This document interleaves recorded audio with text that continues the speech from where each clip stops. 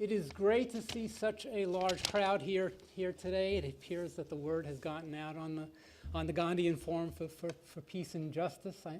I know that members of the faculty, I'll recognize them shortly, have been working very hard on this event. I see we have students here. I see we have members of the community here. We have a great turnout by the faculty. So the forum, as it has been designed and funded by Eshwar-Fadia in the past, has begun to realize its potential.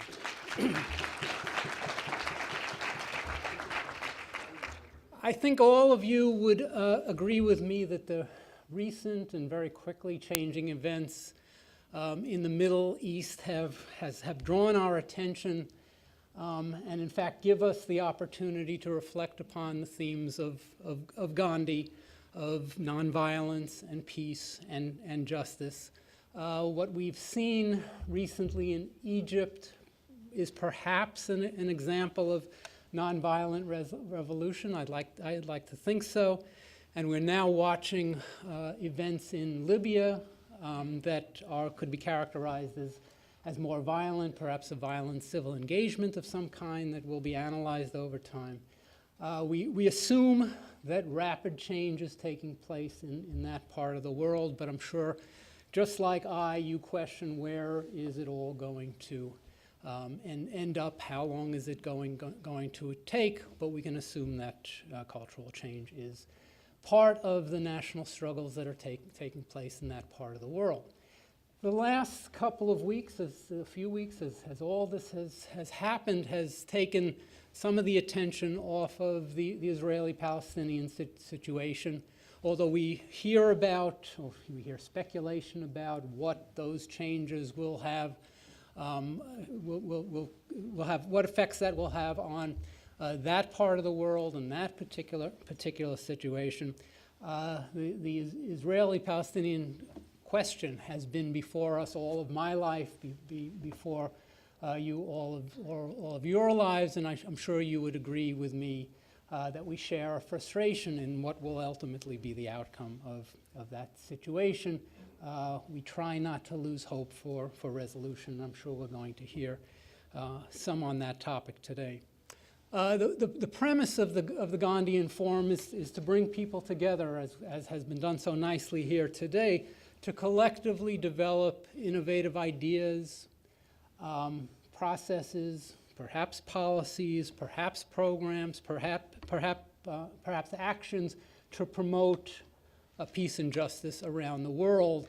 And just the few situations I've named already lend some evidence that this is a forum that can be enjoined in many parts of the world and can have an effect and continues to and has many opportunities, multiple opportunities that are out there for us. So we bring you together. This is called a forum just for that reason, to help participate in these kinds of discussions. I'm very pleased that Professor Rashidi is with us today. He'll be introduced momentarily. I'd like to take the opportunity, however, to thank Steve Shalom in particular for bringing this together.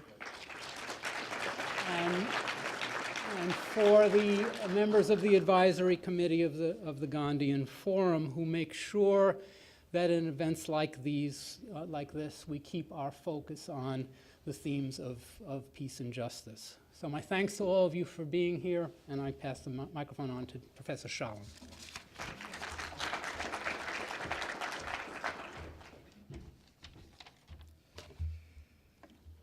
For more than 6 long decades, conflict has raged between Palestinians and Israelis. War, displacement, terrorism, and occupation have seemed endless, with the occasional peace effort always failing. Is there a road to peace in Palestine? Can a just solution be achieved? What is required of the two parties, and what role is there for the United States?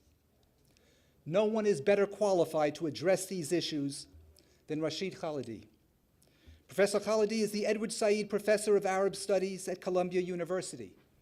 Educated at Yale and Oxford, he is the editor of the Journal of Palestine Studies and was president of the Middle East Studies Association and an advisor to the Palestinian delegation to the Madrid and Washington Arab-Israeli peace negotiations from October 1991 until June 1993.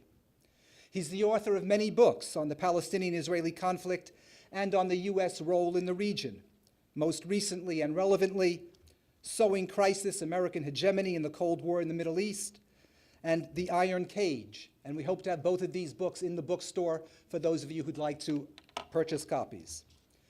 Today's event is sponsored by the Gandhian Forum for Peace and Justice, but there are also many other co-sponsors. The university's departments of anthropology, history, languages and cultures, and political science, the master's program in public policy and international affairs, the Asian Studies program, the College of Education, the College of Humanities and Social Sciences, the Katsakos College of Business, the Office of the Provost, and PalestinianGandhis.org. Following Professor Khalidi's talk, there will be an opportunity for questions and answers. And at the conclusion of the program, we invite you all to a reception in room 216. And now it is my very great pleasure to present to you Rashid Khalidi.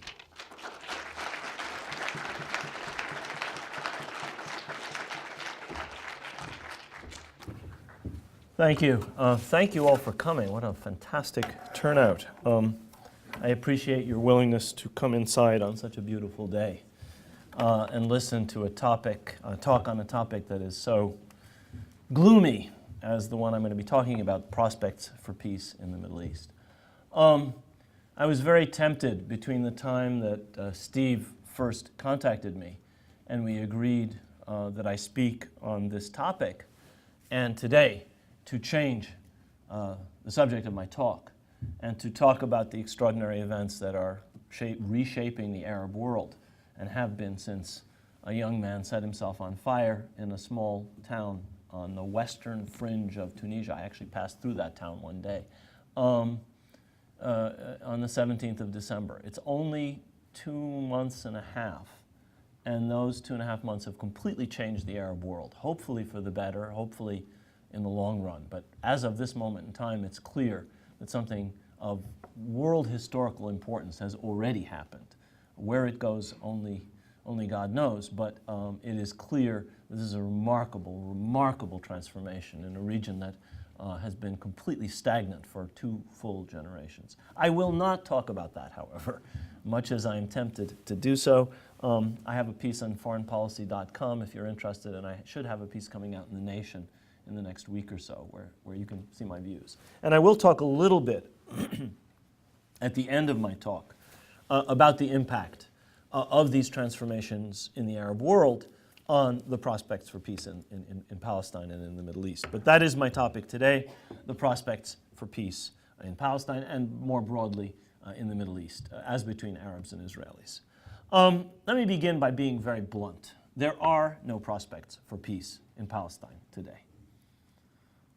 There is no peace process. I never use that term without putting it in scare quotes. It deserves to be put in scare quotes. I'll explain why.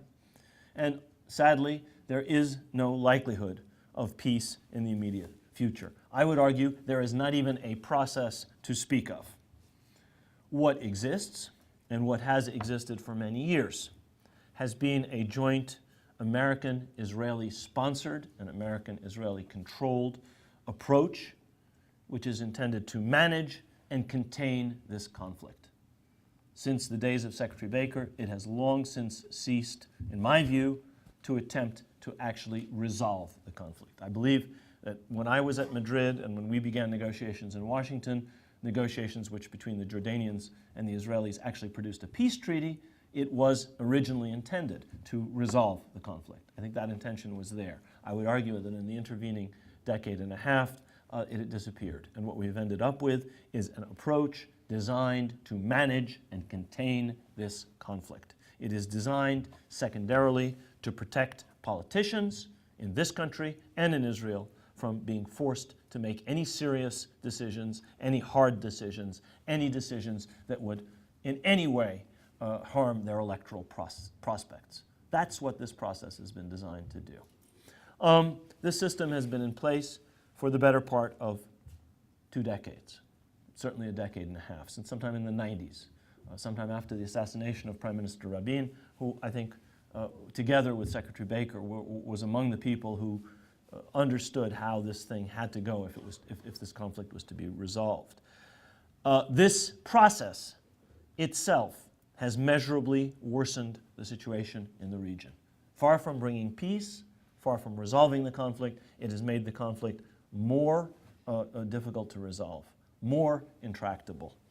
Over 4 American administrations, from the administration of George Herbert Walker Bush in the early 90s until the current administration of President Obama, we have gone from a situation, just to take one yardstick, in the occupied territories, in the occupied West Bank and occupied East Jerusalem, where we've gone from a situation with under 200,000 Israeli settlers illegally settled on Palestinian land to over 500,000 Israeli settlers.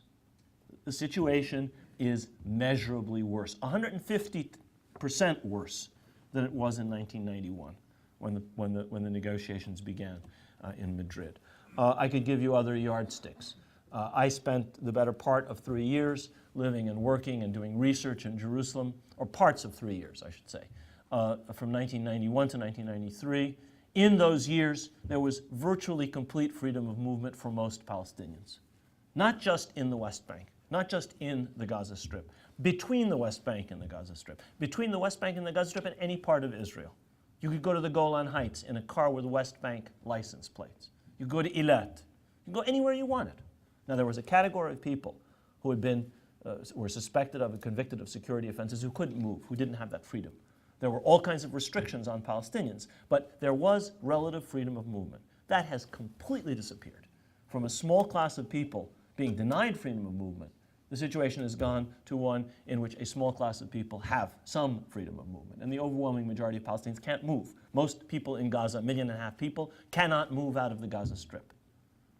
Most Palestinians in the occupied West Bank, almost all of them, over 2.5 million people, close to 3 million now, cannot go to Jerusalem, let alone go inside Israel. Cannot enter or exit the occupied territories without a whole series of permissions. These are new restrictions. These are restrictions that have been imposed during the so-called peace process, which has not, I repeat, not brought us anywhere near peace, but I would argue has made the situation considerably more intractable.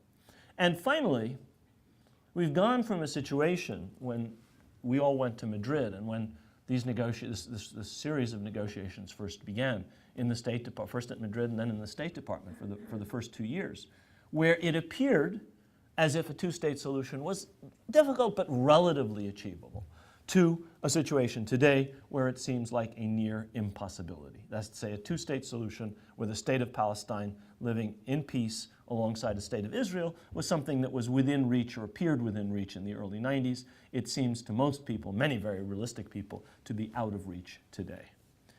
Now, what I want to do today first is to talk about the reasons for this immobility, this stagnation, in fact, this backwards movement.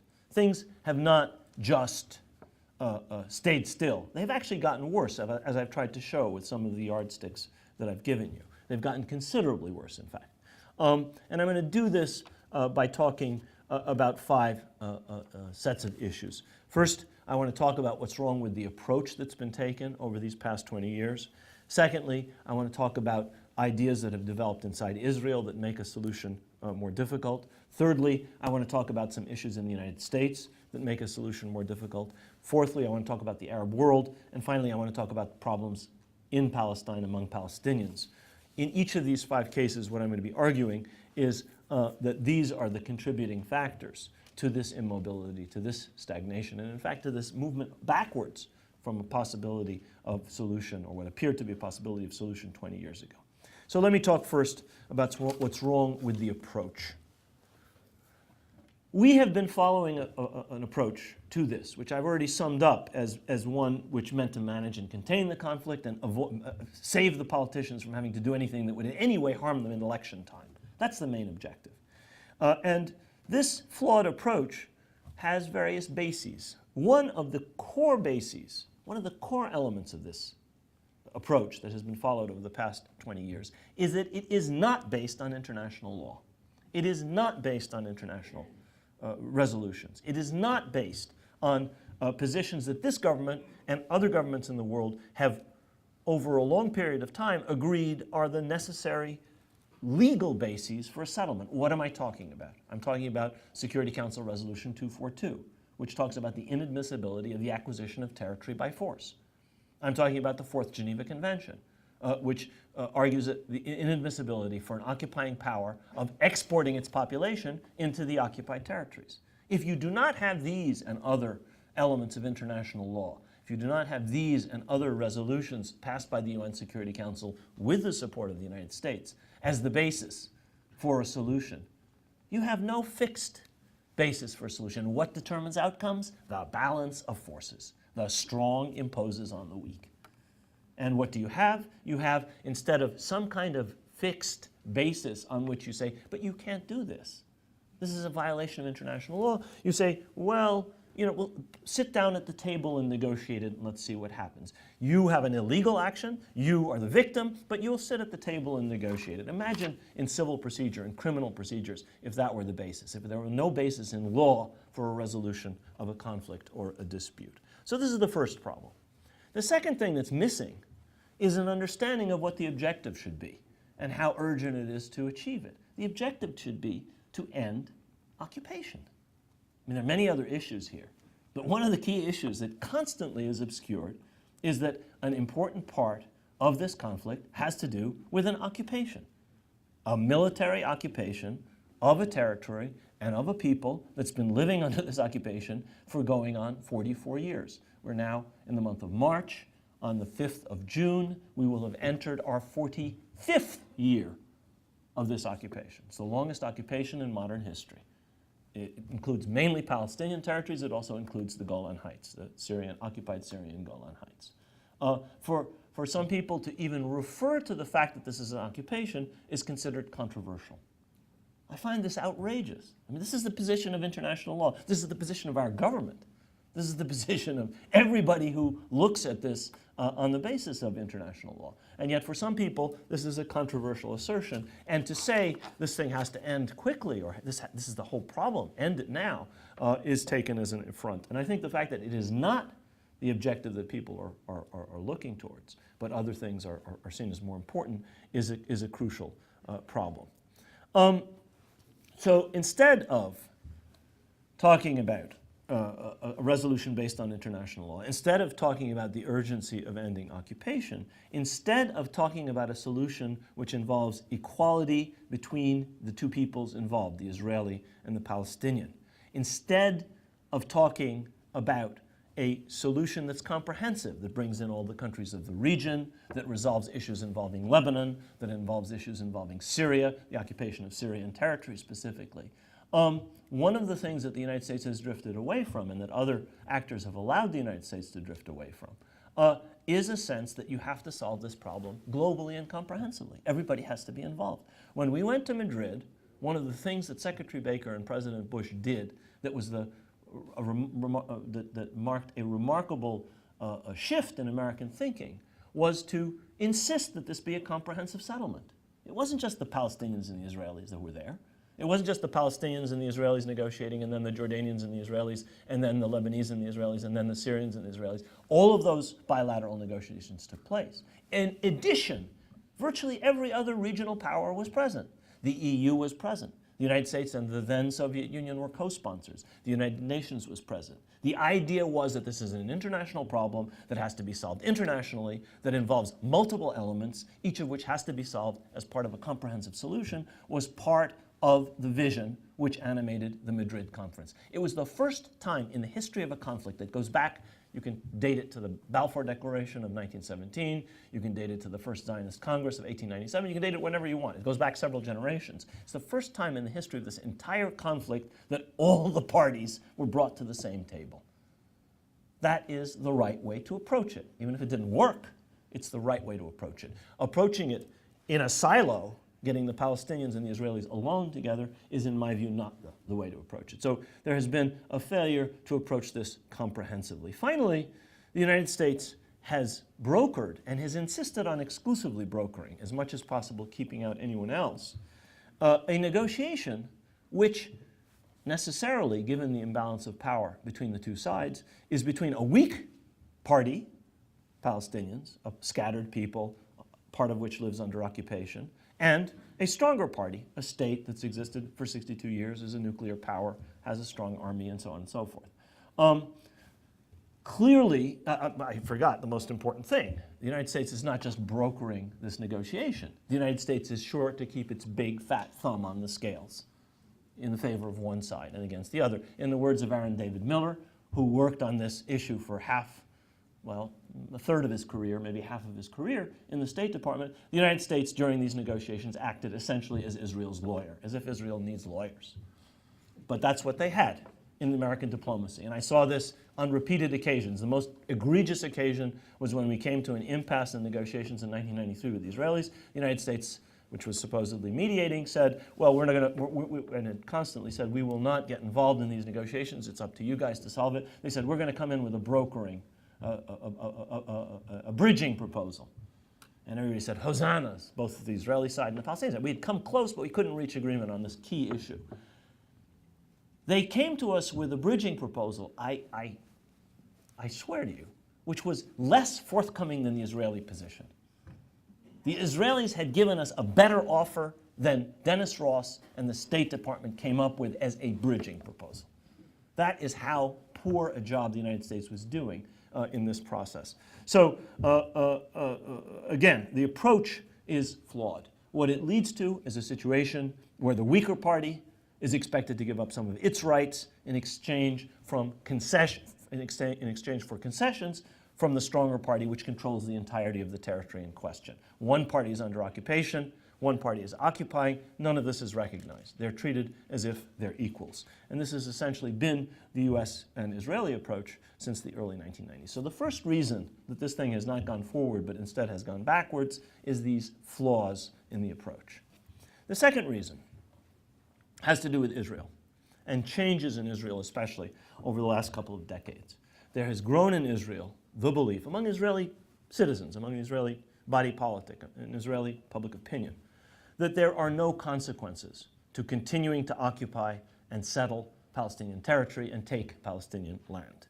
That there is no need to address the root causes of the conflict back in 1948, issues involving refugees, and that there's no need, in effect, therefore, to accept Israeli responsibility for the ethnic cleansing of the areas of Palestine that were occupied and turned into Israel as a result of the 1948 war, and that there is no need to address the issue of compensation for all of the property that was stolen, for the theft of that property, which was a consequence not just of people being driven out and of their property being taken, but of a steadfast refusal to let them back once the war was over. Finally, there is a resistance to the idea that Israeli rights and Palestinian rights have to be put in the same scale, and that Palestinians and Israelis have to be treated equally in any lasting solution. As I'm going to point out in a minute, that was not always the case. Back at the start of the process that I became involved in 1991, as a result of the First Intifada, Israelis understood the cost of occupation. Israelis began to realize that they had to do something to change it, and that's why Israeli policy, at least in the early 90s, changed. So that's a second reason that we have a problem.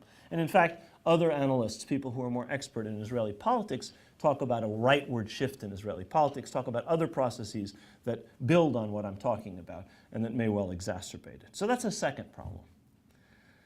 A third problem has to do with us here in the United States, Americans. And this has to do with what I will sum up very gently by saying is an absence of real knowledge of the situation in Palestine, and for that matter in Israel, by most Americans. Those who have been there on what I would call a magical mystery tour. They're taken around and they're shown what those who are showing them want them to see. Do they go to the occupied West Bank? No. Do they go to Gaza? No. Do they go to areas like Sheikh Jarrah in Jerusalem where people are being kicked out of their homes? No. They're shown a very important part of reality, but it's only a part of reality. They're taken to a thriving, high-tech city like Tel Aviv. They're taken to beaches. They're taken to all kinds of things that give them a wonderful picture of Israeli society, but they don't see anything that really would help them to understand the roots of this conflict. And most other Americans, and those are the lucky ones, those are the ones who've actually been there and seen something. Most Americans have a cardboard cutout, black and white understanding of this conflict, which in the case of people of my generation, a little older, a little younger, probably owes more to movies and lousy books like Exodus than it does to any real education in the issues. This is a result of a variety of things, this lack of knowledge. We are a country which doesn't value understanding of the outside world as much as it should, doesn't value an understanding of history as much as it should. We don't teach foreign languages as we should. We start teaching them too late. We don't teach them intensively enough. We live far away from most of the rest of the world. We don't travel as much as people in many other parts of the world do. You can't get anywhere without going through a half dozen other countries in Europe. But you can go for hundreds and thousands of miles from the United States and you're still flying over the sea. So we're far away and we're isolated and we don't have an enormous knowledge of the world. That's a general problem. The specific problem is that we have a political process and we have a mainstream media scene which is dominated by an Israeli-driven narrative. The way in which most people see it is the way Israelis see it, or the way people in this country who sympathize with or are related to Israelis see it. That's understandable, but it's a problem, because it means we only see part of the picture. Most Americans don't have much of a sense of this, a real sense of this, certainly of all the dimensions of it. As a result, there's a real filter in our political process and a real filter on in the mainstream media, which prevents most real news from getting through. We have a specific problem, which is there's a deep resistance to allowing points of view that differ from the Israeli narrative to be heard.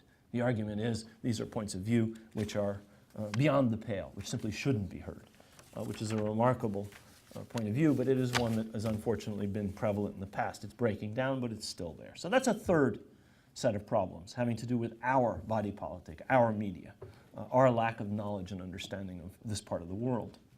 A fourth, I could say something about how this Arab Revolution has changed some understandings of the Arab world, but I won't do that. It'll take me off on too much of a tangent. Maybe if there's a question, I can talk about that.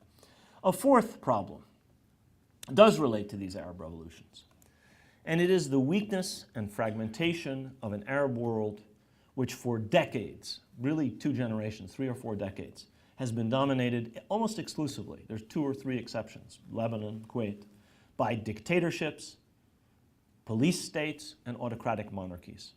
These have been regimes that do not represent their people's concerns or interests. They do not represent public opinion in their countries. They do not represent, in particular, their people's desire that there be justice in Palestine. Most people in the Arab world really want this thing to be resolved, but they want it to be resolved on a basis that involves justice. They feel sympathy for Palestinians the way many people feel a sympathy for Israelis, because they're related to them, because they see them as having common heritage. But that is frustrated by regimes which simply don't represent their people in any way, manner, or form. They're not democracies. They're autocracies. They represent a kleptocracy, a gerontocracy, a bunch of people who are making out like bandits. We hear every day how much money the Ben Alis put aside. That's their people's money. If you watch Egyptian television, you hear how much money Gamal Mubarak or the Mubarak family has put away, or how much money Gaddafi has put away. Billions of dollars. That's their people's money. That's the only interest those people had. Putting money in their pockets, buying property in London, whatever they were doing. To assume that such rulers had their people's interests at heart is obviously not very sensible. And in fact, they didn't. These are regimes that lacked legitimacy. These are regimes that in most cases, there are a few exceptions, but Syria is an exception, there are a couple of others. These are regimes that in most cases were dependent on the United States for support against both internal and external enemies. As a result, they were in no position to stand up to the United States on the Palestine issue or as far as the resolution of this conflict was concerned. They were regimes that were pliable and easily manipulated, whether we're talking about Saudi Arabia or Egypt or Jordan or Morocco. I could go on and on. Most of them were in this category.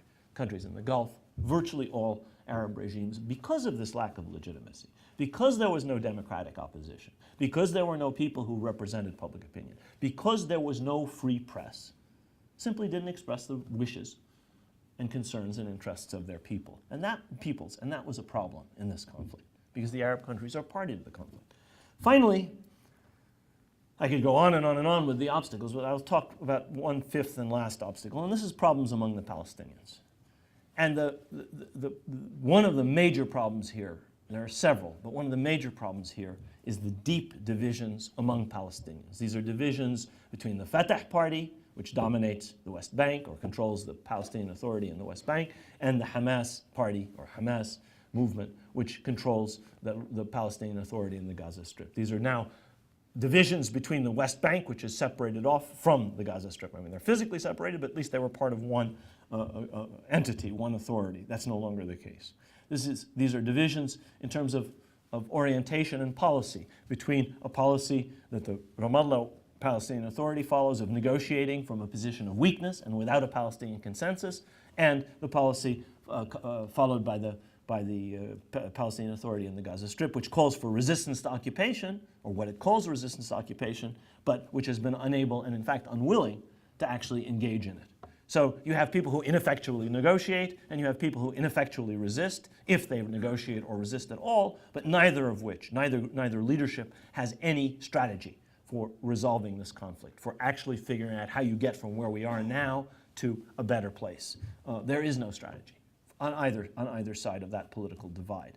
The Palestinian Authority, set up as a result of the Oslo Accords, and which came into being in 1995, has in practice served as a security agency protecting the expansion of Israeli occupation, the expansion of the Israeli settlement enterprise, and it has served, if it served any purpose, primarily to buy off and co-opt a large part of the Palestinian elite, who are no longer as involved in the struggle for their own people's liberation, but are now the recipients of good jobs, nice offices, big cars. This is as true in Gaza, by the way, as it is in the West Bank. So the Palestinian Authority has served a purpose. It served the purpose of Israel's, of tamping down dissent, but it has certainly not served any Palestinian purpose. These inter-Palestinian divisions and inter-Palestinian problems are exacerbated not only by American policy, not only by Israel's policy, but also by the policies of the Arab countries and Iran, which each for their own purposes have kept this division alive, and in some cases have increased it, prevented a resolution of it. Egypt played an active role in preventing a resolution. The United States plays an active role in preventing inter-Palestinian reconciliation. But the core problem is among the Palestinians themselves. It's up to the Palestinians to solve this, and it is a very serious problem. So these, in my view, are the 5 major obstacles to a settlement. There are others, but these are the major ones. I have to say that very little has changed, except for the worse, in this scenario over the past decade and a half at least. We suffer from a plague of what I call peace processors, people who have made their careers supposedly involved in this so-called peace process. Dennis Ross has made a career since the Reagan administration, a career of this. Saeb Ariqat, since 1991, has made a career. That's all he's done since 1991. And there are many, many, many others, professionals, who have brought us nothing except immiseration of the Palestinians, exacerbation of the conflict, moving us over. I mean, the things that I said at the very beginning. This is a problem in and of itself. When you have people whose careers are bound up with a failed process, then you have an additional problem, an additional layer of problems, as it were. I've already talked about the fact that the situation of the Palestinians today is worse than it was in 1990. And one of the ways that it's worse I haven't mentioned, and this is the illusion that many people have when they see negotiations and, President Abbas meets with Prime Minister Netanyahu and there's flags flying here and flags flying there. The illusion that you actually already have 2 states. You have an Israeli state, certainly you have that, but you also have a Palestinian state, or almost a state. All they're doing is negotiating a few details between them, and sooner or later they'll come to a conclusion. This does not reflect reality. This illusion has in fact obscured the imbalance between the 2 sides, the facts of occupation, and the fact that one side is oppressing the other side. The Israeli public, once upon a time, had an understanding of some of these core realities, and this goes back to the First Intifada, 1987 to 1990-91, which, by the way, was largely nonviolent, which is one reason it was successful, or more successful, than the Second Intifada, which involved extreme violence and was extraordinarily unsuccessful. But during that First Intifada, Israelis were brought face to face with the impossibility of the continuation of the status quo. And that's what drove them to the policy changes that brought Israel to the negotiating table in 91, and especially after Rabin came to power in 1992. That has changed. And what you have now is a sense that, first of all, Israel is walled off from this reality, and most Israelis are simply walled off physically and metaphorically. And most Israelis are simply blind to what their state is perpetrating right next door, right over a fence, right over a wall in the West Bank and in Gaza. So that's a situation that hasn't changed and in fact has gotten worse. I'm going to conclude, it's a long conclusion, don't think you're done yet. I'm going to conclude with 4 ways in which the situation may be changing for the better. The first has to do with the Arab revolutions, because I think the change in the Arab world may actually improve the prospects for peace. I think the end of an era, if in fact we see the end of this era, of weak police states that lack legitimacy and that are dependent on the United States, if in fact that's what happens, the end of this era will make untenable the strategy that the United States has followed for many, many years. This is a strategy of essentially doing what Israel wants and ignoring what these weak, pliable Arab regimes say. Democratic Arab regimes will be much more insistent on international law. They will be much more insistent on Palestinian rights. They will be much more unwilling to go along with this pitiful charade of a peace process, which has essentially protected and worsened the status quo. I'm not sure that you're going to see major changes in policy. I doubt the treaties will be, I don't think the peace treaties, if there's a fully democratic government in Jordan or in Egypt, that the peace treaties will be revoked. But I do think that you will see a much greater insistence on international law, a much greater unwillingness to allow the United States to operate as if the Arabs don't exist, and a much greater willingness to insist that there be a resolution on the basis of justice for the Palestinians. As you probably know, Hosni Mubarak was a pillar of that process. He was a key figure in maintaining that status quo. He's gone now. King Abdullah in Jordan and King Abdullah in Saudi Arabia are both pillars of this process. Both of them are much more attentive and worried about their public opinion than they were before this last 2 months began. I think that the option of just going along with the United States and Israel, which most Arab regimes have in effect adopted, becomes much, much less viable as a free press and public participation and hopefully democracy expand in the Arab world. And I think that's a reason for optimism. Secondly, another mild reason for optimism is that the American public seems to me as if it may be less willing than it was before to go along with this charade of a peace process. It seems to be less willing, in particular, to accept that whatever Israel does is acceptable. And it is beginning to understand that a lot of the problem has to do with Israeli intransigence on issues like occupation and settlement, especially among young people, especially in crucial sectors of the American Jewish community. There seems to be a willingness to seek out alternative sources of information than those that have brainwashed the older generation.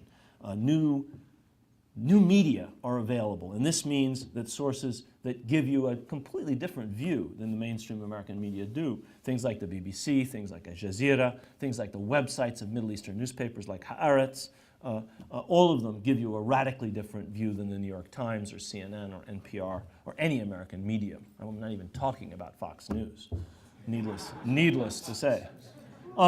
There's a lot of evidence that such changes are taking place. One of the better pieces of evidence is an article written by Peter Beinart in the New York Review of Books back about 6 or 7 months ago, 8 months ago. And there are many other signs of this change, greater development of organizations that challenge the status quo in Washington, people like J Street, Jewish Voices for Peace, and so forth. There's a greater degree of student activism. There are all kinds of other things happening. I would argue, and I have argued, I've written about this a little bit, I would argue that this actually goes back quite a ways. It began the cognitive dissonance between an idea that pretty much everything Israel does is justifiable and a sense that, wait a minute, this doesn't fit that picture.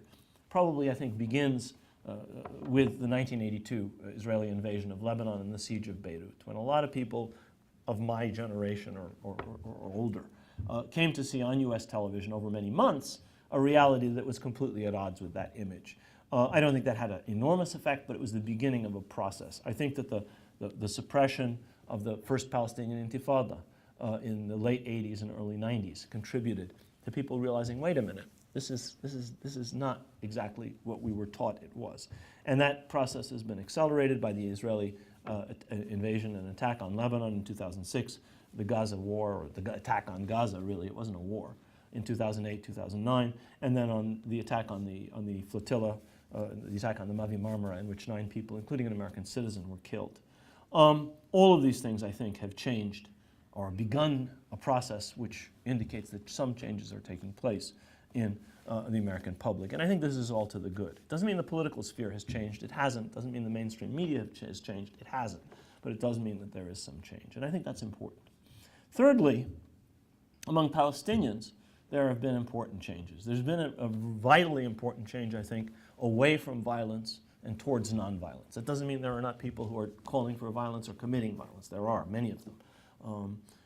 What it means is that in important segments, especially of young Palestinians and of crucial segments of Palestinian opinion, the understanding has developed that violence actually in this circumstance is completely counterproductive, and that a nonviolent path is more likely to be successful. Moreover, among Palestinians, there's deep dissatisfaction with the territorial and political divisions that the Palestinian polity suffers from. There's anger at Fatah in the West Bank, at the PA that dominates the West Bank. There's anger at Hamas and the PA that it controls in the Gaza Strip. This situation of these two competing PAs, Palestinian authorities, is seen as facilitating the entrenching of the occupation, facilitating the expansion of Israeli settlements, and facilitating the theft of Palestinian land. And people are not just angry at the Israelis, they're angry at the Palestinian authorities, which are not able to do anything about this. There is no sign yet of a popular uprising against this situation, but what is happening in the Arab world is contagious. It's affected Arab capital after Arab capital. And there's a possibility that the big demonstration that we saw in Ramallah about 5 days ago, where the slogan, the slogan in the Arab world is Sha'b yurid isqat al-nizam. The people demand the fall of the regime. You've heard this in every Arab capital. Sha'b yurid inha al-inqisam. The people demand the end of this split between Palestinian factions. That's a very popular cry, and hopefully it'll be contagious in Palestinians and within Palestinian territory, occupied Palestinian territories. Finally, in Israel, there are positive signs of an awakening among what is still a minority sector of public opinion to the extreme danger to Israel, but to the region as a whole, of the current complacency and arrogance vis-a-vis the Palestinians, and of this government and much of the Israeli elites' fearful and bellicose attitude towards change in the Arab world. Instead of welcoming it, Prime Minister Netanyahu said, we don't know what's happening here, but in the last analysis, we will rely on our military forces. Well, that's not a very positive and welcoming attitude to what is really a positive change in the Arab world. But there is a growing minority in Israel which understands that this is actually foolish, that this ostrich-like burying your head in the sand and digging in is probably not the right approach, and that it is in fact an untenable approach. And many Israelis are beginning to realize it. Sad to say, people in Israel who oppose occupation or oppose settlement get no encouragement whatsoever from our political class or from our media. And what kind of message do you think they got after President Obama, over 2 years, argued that settlements are illegal and a bad thing, from the fact that the United States went ahead and vetoed a resolution which said exactly the same thing in the Security Council? What support did this give to whom? This was a veto in favor of the settlers. This was a veto in favor of continued occupation. It was a veto of the president's own speech in Cairo.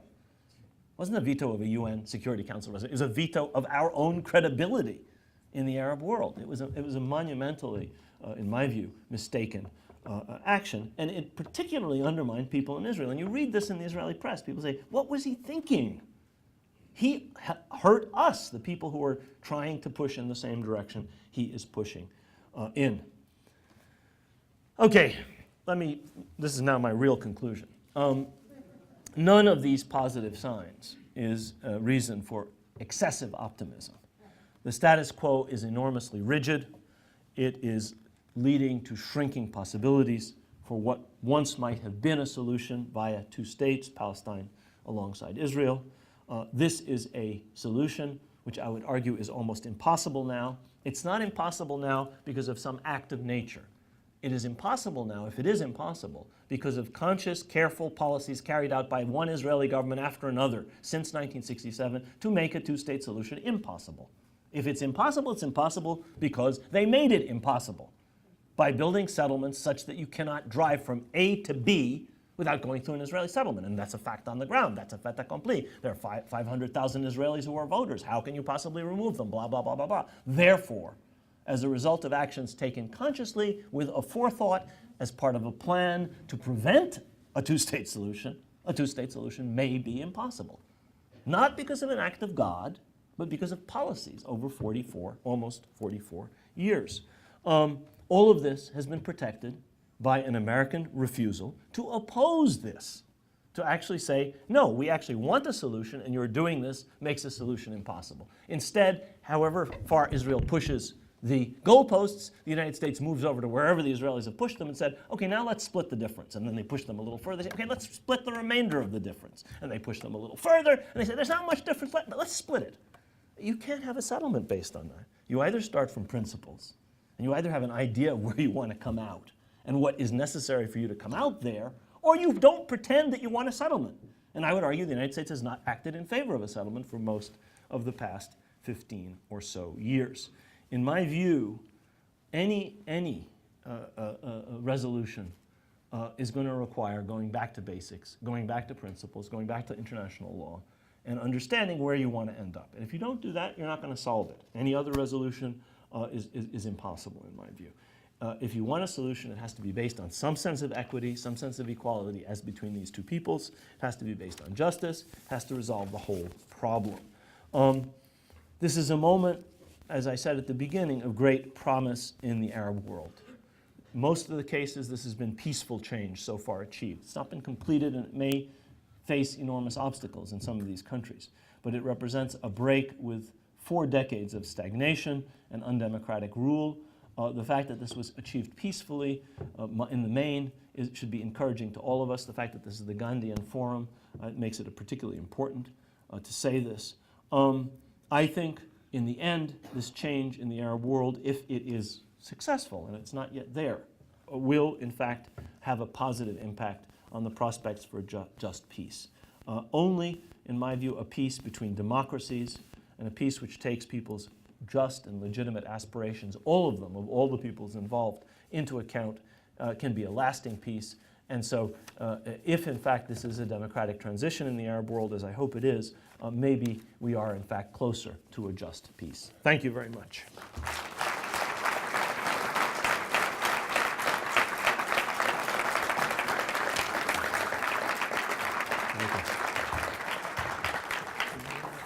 Yeah, sure. I'll just start by saying, I'm told by Steve, I've been told by Steve 2 things. I should call on questioners, but I warn you, I'll call on students first. So questions from students first. You'll be the first questioner. The second thing I have to say, I was told that because of the recording of this, I have to repeat the questions. Okay? So go ahead, but I'll have to repeat the questions. Yes? I can hear you. Do you mind if I come to the podium? Yes. Ask your question where you are, and I'll answer it. Go I ahead. don't have a question. I have a couple of points and facts. No, you can give a lecture on your own if you have a lecture. All right, well, I think I find it extremely Ask a disgusting. question. Go ahead. Go ahead. Say the question. I find it extremely disgusting that you're going to sit here and just point fingers at Israel with facts that you don't even present all the facts. What about Arafat and the meeting in 2000 with President Clinton, where Arafat just walked out, straight up walked out of the room without agreeing to any consensus of splitting the land? There's been many different. Question. Don't lecture for us. Question. Okay, let me repeat what you just said. There's a lot. What about when we left Gush Katif and actually military We force? did not come here to listen to you. So question, please. Question. You want me to repeat those 2 things and speak to them? You know what? I don't even have Yes. time for this. Thank you. Okay, he doesn't have time. I'll repeat what he said, and I'll try and speak to those things. He said, the questioner or the person who just spoke said, it's disgusting to come up here and to hear something that doesn't present all the facts and that points a finger at Israel and that doesn't say anything about the other side. I don't know if you listened to what I said. I talked about Arab countries, and I talked about the Palestinians, and I talked about some of the problems. I didn't talk about specific details of specific negotiations, any negotiations, except one that I was involved in. And I don't think that the problem is entirely Israel. I don't think the problem is entirely the Arab countries. I think the large part of the problem is this country. And I think that we have to recognize that. We are the 900-pound gorilla on that block. We are the world superpower. We have enormous interests in the Middle East. We spend over $5 billion in aid in Israel and Egypt, most of it in Israel, almost as much in Egypt, most of it on military aid. And so we are very present, and so we are part of the problem. And I know, if you listen to what I had to say, I think you noticed I devoted a lot of attention to that. I also devoted attention to Israel.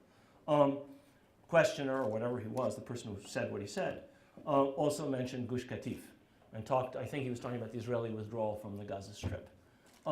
Israel withdrew from the Gaza Strip unilaterally. It did not negotiate with the Palestinian Authority.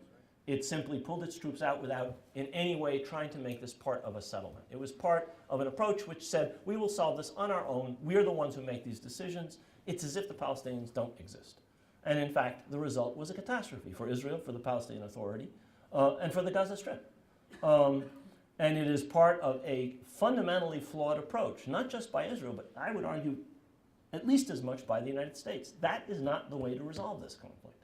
You have to sit down and, as I think I tried to argue, look at it on the basis of law, international legitimacy, look at it on a basis which involves justice, and look at it on a basis which involves an absolute respect for the equality and rights of both of these peoples. I do not think you can have a solution on any other basis. Any other students? Students first, please. Student, yes, sir. Is there any water, by the way, Steve? Water? Yeah. In your personal opinion, what will be a just and fair solution so that Israel can still maintain legitimacy in the Middle East, and that the Palestinians are happy, especially with, because I'm personally on whoever that was, his opinion. I'm a Jew. I've lived in Israel, but I want to know what your opinion is. Where, because Hamas has come out and they don't want Israel to exist at all. They don't believe that they should exist. So what in your opinion is a fair and just solution so that Israel can maintain legitimacy, the Palestinians can be happy, and there is peace? Because you're saying that that's what the goal is, but what can happen? The questioner said, what in my view is a fair and just solution so that Israel can maintain legitimacy and so that the Palestinians can be satisfied? Is that basically what you were asking? And he said he's somebody who's sympathizes with Israel, has lived in Israel, and he said that Hamas is opposed to the very existence of Israel. Okay, reasonable question. I will tell you that I am very skeptical about most of the proposals for settlement that are on the table today. Some people argue for a two-state solution. Some people argue for a one-state solution. The problem with the two-state solution is the obstacles, I think I said that at the end of my talk, that have been placed in the way of having a viable, contiguous, sovereign Palestinian state of any sort. And these have to do both with actions that have been taken in policies in the past involving settlement and occupation, but also with Israeli demands. Israeli control of the borders, Israeli control of the airspace, Israeli control of the Jordan River Valley, Israeli control of water resources in the context of a permanent settlement. Well, that is not going to bring you to a sovereign Palestinian state. That's going to bring you to a part of Israel which is autonomous, has its own self-government, but is ultimately under Israeli sovereignty. If Israel controls the borders, the airspace, and the water, it basically controls everything except the box in which the Palestinians move around like ants. That's the present situation, essentially. That's an extension into the indefinite future and also not moving the settlers. That's an extension into the indefinite future of the present situation. I would argue that is an unstable and unsustainable situation. So it's not a solution. It's unsustainable and it's untenable. Now, you could change any of those givens. You could remove the settlers or try and do so. You could figure out some way of linking the Gaza Strip and the West Bank. You could create a state that would have control over its own borders, and so on and so forth. If all of those things could be done, if, in other words, the dynamic of the past 43 and a half years were completely reversed, it might be possible to have a two-state solution, but anybody who argues for a two-state solution today, I would ask to explain precisely how you're going to reverse that dynamic. Given what Israelis now believe about their own security, about what the rights are, and so on and so forth. And that brings me back to what I said at the very end. This has to be equitable. You can't have your security established at the expense of egregious infringements on the rights of others. Applies to Palestinians, it applies to Israelis. But most of what Israelis think of as being essential to their security are in fact extraordinary infringements on other people's rights. You can't do that. We can't do that, nobody else can do that. I mean, it just can't work as a lasting solution. Now, that then brings me to a one-state solution. Some people are increasingly saying, well, because a two-state solution would be inequitable, most of the territory of Palestine, almost 80% becomes Israel, 20% becomes a Palestinian state. That's unfair. There are at least as many, probably 50% more Palestinians than there are Israelis, if you count all the refugees. And because all of these obstacles have been placed in the way of a two-state solution, what about a one-state solution? The problem with a one-state solution is that most Israelis want their own state. And interestingly enough, most Palestinians want their own state. So how do you square that circle? I don't know. I really don't know. There are infinite other obstacles. I mean, you have a huge, powerful, well-established 62-year-old Israeli state, which is not just a state, it's a state with international recognition. It's a state that is an accepted part of the international order. In fact, if you were to look at what the world community has done since 1947, the partition resolution, until today, it's done almost nothing to ensure Palestinian, the achievement of Palestinian national rights in Palestine, and everything to achieve to achieve Jewish national rights in Palestine, the establishment of a Jewish state and its protection. It's part of what the whole world community, in terms of the Security Council of the United States, have always been committed to. You would have to change that if you would have a one-state solution. So it doesn't just mean figuring out how you overcome the resistance of the Palestinians and the Israelis to being in one state and losing the idea of separate national existence. It doesn't just mean overcoming this very powerful nuclear-armed state, which is Israel. It means also changing the whole international discourse, which has been committed since the Balfour Declaration, since the Mandate on Palestine, since the Partition Resolution, primarily to Jewish statehood in Palestine. It's paid very little, if any, attention to the idea that the Arabs had equal rights, at least equal rights, but certainly rights. And so this is a problem too. I don't know what the solution is. I honestly don't know. I will tell you, I'll just repeat what I had to say. Any solution which doesn't understand that these are two peoples that have rights that have to be worked out, you can't have one at the expense of the other, is not going to work. That's the only thing I can say. And everything has to be examined in that light. There's a doctrine in Israel of security which transcends everything. We have to examine that again. I mean, to what extent does that involve things that other people will never accept? And how can you achieve that otherwise? And to what extent is insecurity created by security measures? I mean, we can talk about that insofar as terrorism against the United States is concerned. After lunch, just before this session, I was talking about how so many of the policies the United States has followed in the Arab world, supposedly to fight terrorism, have actually fostered terrorism. Torture creates terrorists. We torture. And if we don't torture ourselves, we hand them over to Arab regimes that torture for us via extraordinary rendition. This has been litigated all over courts in this country. If you don't know about it, you're just not looking carefully at reality. What has that produced? That's produced a lot of hardened, angry, bitter, permanent terrorists. Okay? So our insecurity has bred policies that have harmed our security, supposedly in the interest of our security. I would argue that mantra of security has to be very carefully examined in every case, not just the US case, also in this case. So I don't have an easy solution for you. I'm a historian. I can tell you how we got to where we are, why we're in such a mess. How we get out of it, I can give you some guidelines, but a specific, roadmap, I don't have a roadmap. One more student before the permanent learners. Isn't there another student? Come on. Come on. Are you a student? Yes. Okay. You'll be, sir. I promise you'll be the next. Yes. Go ahead. A question that I actually wanted to ask during the luncheon. It seems as people in the Arab world are fighting in order to strengthen their democracies and have democracy. It seems that here in the United States, with the Patriot Act, with President Bush, what he did to the Constitution, he totally shredded the Constitution.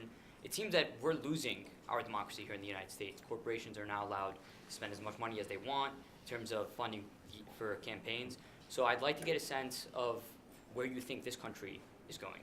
Okay, well, I'm a Middle East historian, so you may be asking the wrong guy. But what I will say is something that I've learned from... oh, sorry, the question. Yes, the question was, in the Middle East, people are making these extraordinary sacrifices to achieve democracy. And the questioner argued that, that in this country, we've seen a shrinking of our constitutional freedoms. You talked about President Bush, and you talked about the war on terror, and you talked about the Patriot Act. Is that the question, basically? So what can we do about that? And I said, I began answering by saying, I'm a Middle East historian. I mean, I'm not exactly the right person to ask about the American Constitution, what's going on here. I'm just an American citizen, so I know something about the Constitution. But I do know something about wars in the Middle East, and colonial wars, and wars abroad. They tend to, we think of them as taking place over there, and as having effects over there. And they primarily do have effects over there. We mainly devastated Southeast Asia. America wasn't devastated, but the war came home in a variety of ways. I was of that generation. I remember its impact. The same is true of these wars that we've waged in this region, the Middle East and Afghanistan. The kinds of things that we've done in furtherance of the war on terror abroad have led to the importation into our judicial procedures, into our police procedures, into our national security doctrine of things that are a function of fighting a war abroad. In other words, in certain ways, the things that you're pointing to, in my view, are a result of the war coming home. And to my way of thinking, this is a good reason not to fight wars abroad. And if you do that, to do that within very carefully defined limits. And to understand that, as President Madison said, war is the great, I'm paraphrasing, certainly President Madison didn't say this, but war puts executive authority on steroids. War is an enormous reinforcer of arbitrary executive authority. He was writing, I think, to Alexander Hamilton. And it's absolutely true. War leads to centralization of authority. It has to. You can't fight a war and have a democratic debate, or do we have an offensive here, or do we have an offensive there? Do we launch aerial bombardment? You have to have centralized command. You have to have a command economy. And so if you look at the most advanced democracies, France, Britain, United States in World War I, or the United States and Britain in World War II, the authority of the executive was enormously enhanced. Churchill was the most powerful prime minister in the 20th century. Lloyd George was the most powerful prime minister before him.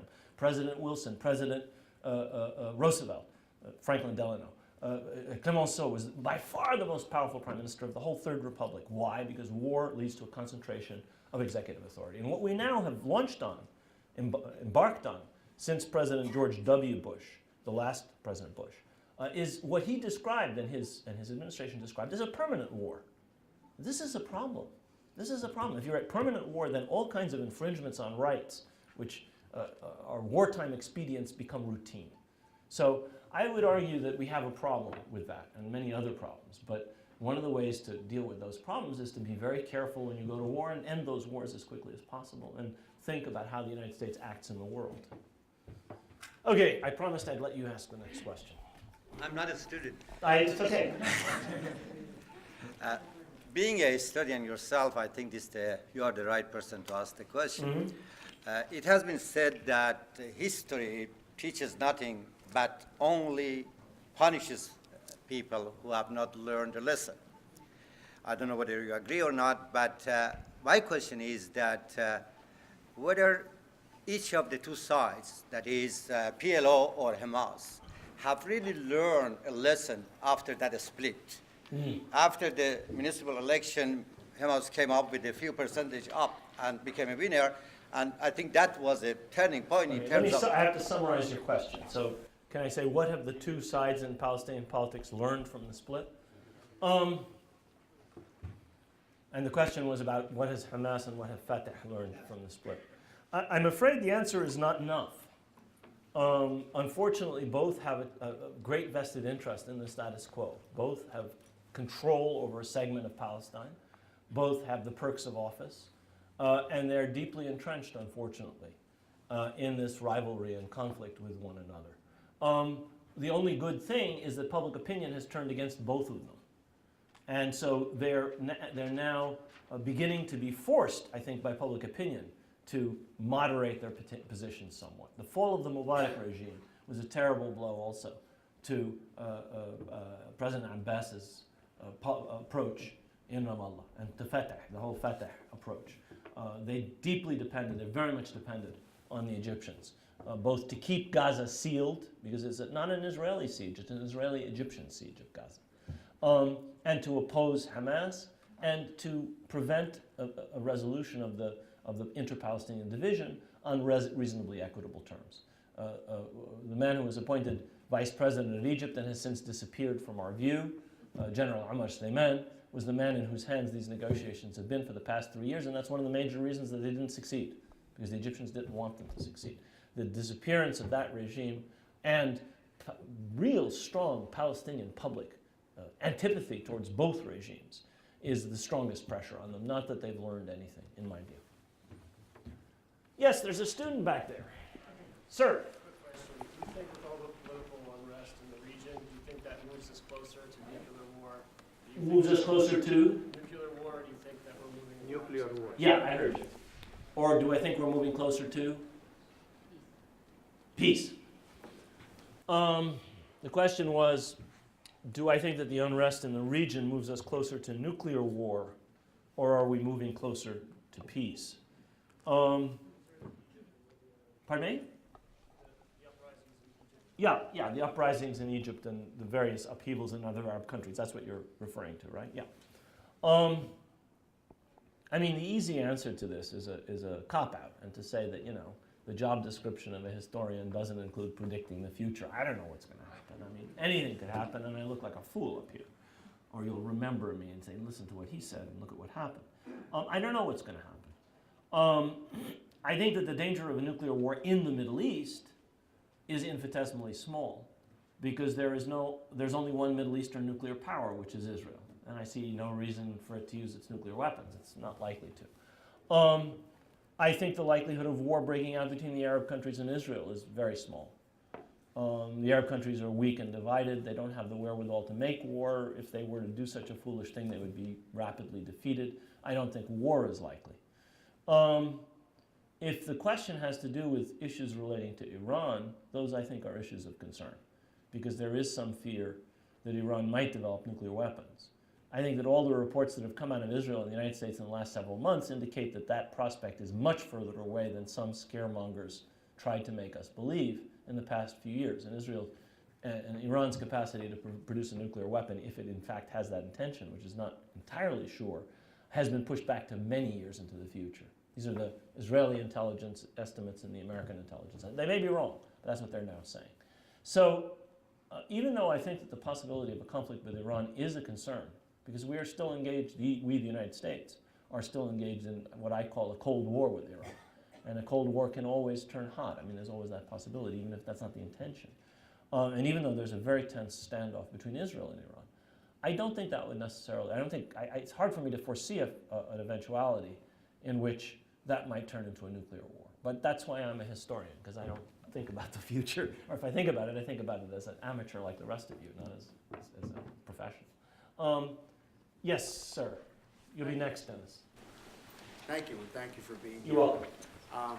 I'd like to know if you think that the boycott, divest, and sanction against Israel will produce anything worthwhile. The questioner asked if I think whether a campaign of boycott, divestment, and sanctions against Israel will produce anything worthwhile. I was actually going to mention in my speech, it's one of the things I skipped over, the fact that one of the encouraging signs in this country is that on a lot of campuses there is a campaign focused very narrowly on companies that invest in the occupied territories. I believe Motorola, there's four of them that are targets. And it's focused on university retirement funds, TIA-CREF funds. And the idea is to have people who are owners of TIA-CREF annuities and policies to ask TIA-CREF to divest specifically, not from Israeli companies, but from companies which profit from or invest in the occupation of the West Bank. I think that something like that, a targeted campaign like that, actually might be useful, because it will draw attention to something that some people try systematically to obscure, which is the occupation, and which is the fact that there are companies and individuals and interest groups that are profiting from this, and that we are complicit by our investment in such companies. I think that an untargeted campaign in this country probably wouldn't be effective, myself, for a variety of reasons. In Europe, it is actually a possibility, and in many European countries there are quite extensive boycott, divestment, and sanctions campaigns. I don't think American public opinion understands this issue well enough to to take an informed position on it. And that's why I think what has to be done is to inform people. Any campaign that really helps to inform people about what the reality on the ground actually is. And that most of what we're taught, you know, the extraordinarily generous offer, which the first questioner mentioned, you know, how could Arafat walk away from this extraordinarily generous offer? Well, you know, you have to parse it and analyze it and know an enormous amount about where Ariel is and what it means. You don't even know what Ariel is. Of course, how do you know what Ma'ani Adomim is and what it means, and what its strategic location is and what it's intended to do in terms of cutting the Jerusalem off from the West Bank and so on and so forth. So until there's a huge amount of information in people's hands so that they can make informed decisions, I would argue that any campaign would have to be directed at doing that. And whether it's a boycott campaign or a sanction, whatever it may be, that should be the objective. If you want to get people involved in this issue, get them informed first. And once they're informed, they'll understand how this relates to them. This is our country, this is our policy. Another example, I mean, settlement in the occupied territories is illegal under international law. It's against US policy. Tax deductible donations are used for settlers, funding them, building them, housing, and so on and so forth, all over the occupied territories. I mean, that should be a focus of some kind of, if somebody wanted to do something. And that's a pocketbook issue for all of us, because that's money somebody's not paying in taxes that we are paying in taxes. Since that's all anybody in the United States cares about is taxes.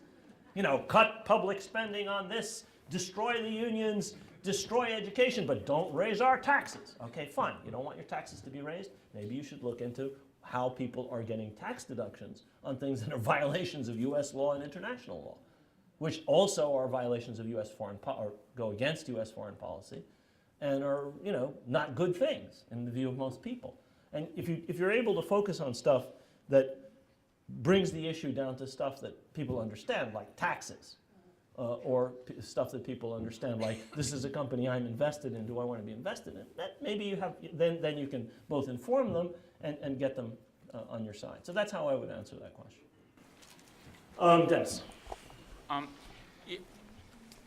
I'm not a historian, so I'm going to speculate. Steve, how much time do we have? Excuse me, how much time do we have? 3 more minutes. Oh my God. Okay, this and 2 questions I'll take together. Isn't it obvious, just looking at the trends, that the demographics are on the Palestinian side, the fact that the American worldwide power is going down, and that the technology allows better communication worldwide, that the future, the long-term future of a Jewish state in the middle of Middle East is fundamentally doomed? I'm not talking about 10 years, but if you just do the train line. Let me take 2 more questions. Okay. Yes, in the far back, yes. You said that. Stand up so I can hear you, I'm sorry. You said earlier that Palestine is not truly a sovereign state, so what would the resultant effect of giving full sovereignty to Palestine be? Okay, so the question was, I said Palestine is not a sovereign state, which it's not, and the questioner said, okay, what would be the effect of giving it sovereignty, right? That was your question? Yeah. Last question over here, you, sir.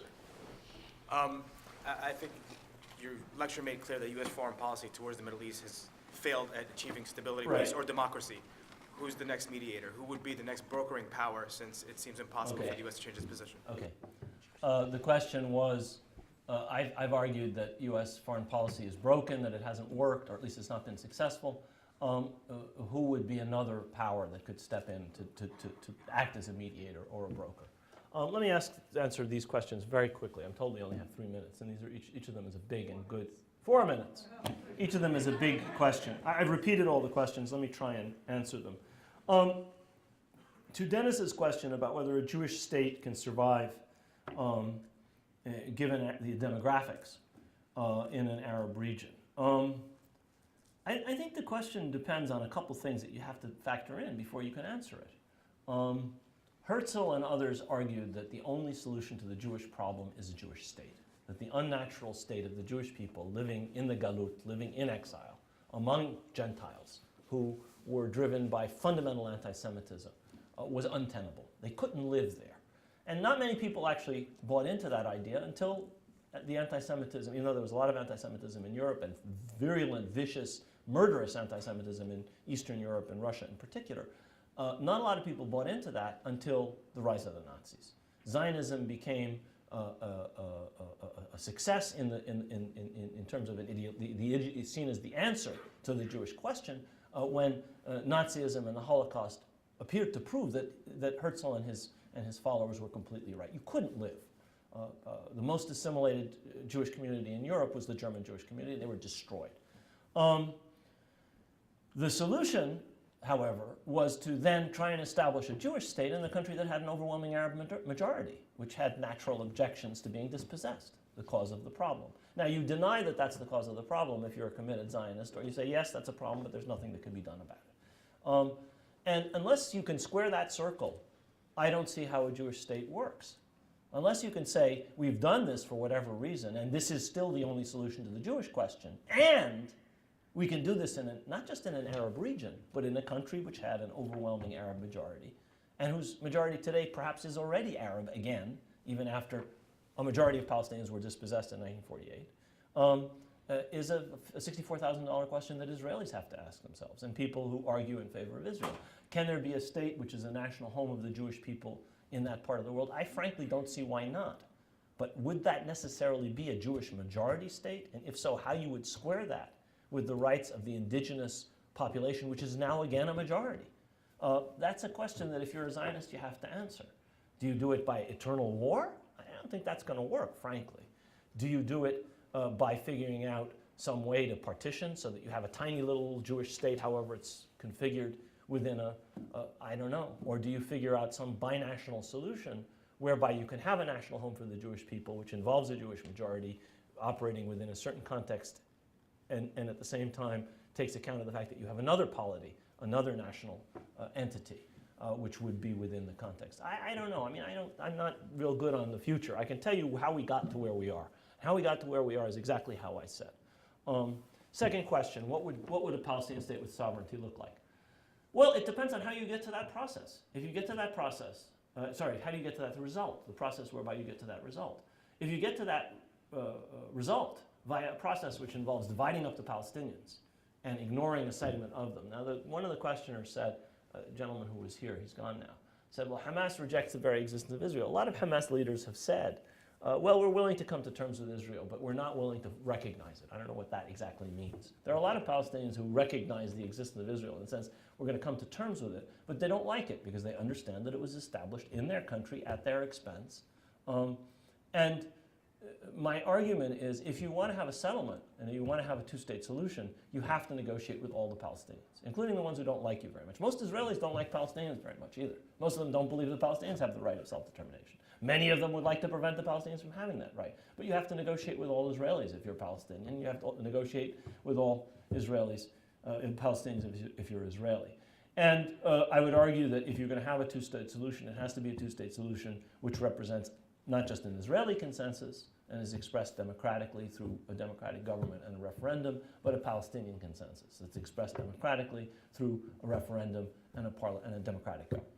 And if you have those two things, you may or may not have a two-state solution, but at least you'd have the prerequisites for one if one is possible. Last question here about who will be a broker. Look, your question implies that history moves really, really fast, and that the decline of American power is something that you all are going to see before you have children. Those of you who are students who don't have children. I'm not quite sure that my grandson, who's 2 years and 8 months old, is going to see a sunset of American power. I would argue that there may be a trajectory or an arc whereby where the United States was in World War II is far above where it is today. But that is not to say that, in my view, the United States is not going to be the hegemonic power in the Middle East for many, many, many years. Now, has there been a relative decline not only of U.S. power but of U.S. influence? Yes, but that's a result of really dumb policies. That's not a result of necessarily, like wars that were unnecessary and made us enemies, like support for dictatorial regimes, like a blind, one-sided attitude on the Palestine-Israel question. You change those policies and you change the relative situation of the United States in the world. I would strongly argue in any case that the better solution is the one that involves the larger number of actors, including broadening the whole mediation thing. And there are many, many cases where a small power or a small actor or a non-state actor, which has no vested interest, does a better job of mediation than an actor like the United States, which has immense interests all over the Middle East. On the other hand, how you get the United States away from that position that it's monopolized for so many years is beyond me. The jealousy with which American diplomats and statesmen and women and policymakers regard their position as controlling the peace process is quite extraordinary. I'll conclude with a quick vignette. At one stage during the negotiations in Washington, we were told that Arafat and Rabin had come to an agreement, which was the basis later on of the Oslo Accords. And we were charged with informing the United States of this. We were negotiating at the State Department. We were negotiating with the Israelis via the intermediary of the United States. And we had a meeting with the U.S., several members of the U.S. team that was involved in brokering these negotiations. And we informed them of the fact that Rabin and Arafat had come to a tentative agreement over various things. I can tell you what they're about afterwards. It's not important. They were furious. They were absolutely outraged. And they were angry for two reasons. The first reason was they had spent their entire professional lives telling their masters, people who are their bosses, that under no circumstances would Israel deal with the PLO. And here was Israel going directly to the PLO. Made them look like fools. Understandable. The main reason they were angry was because the Palestinians and the Israelis had gone behind their back and had ignored the American role as the broker and as the essential intermediary, which gets its cut, i.e., it makes sure that the result reflects what the United States wants, not necessarily only what the parties want. That in itself is a problem, okay? And it's been a problem since the beginning of this. Thank you very much.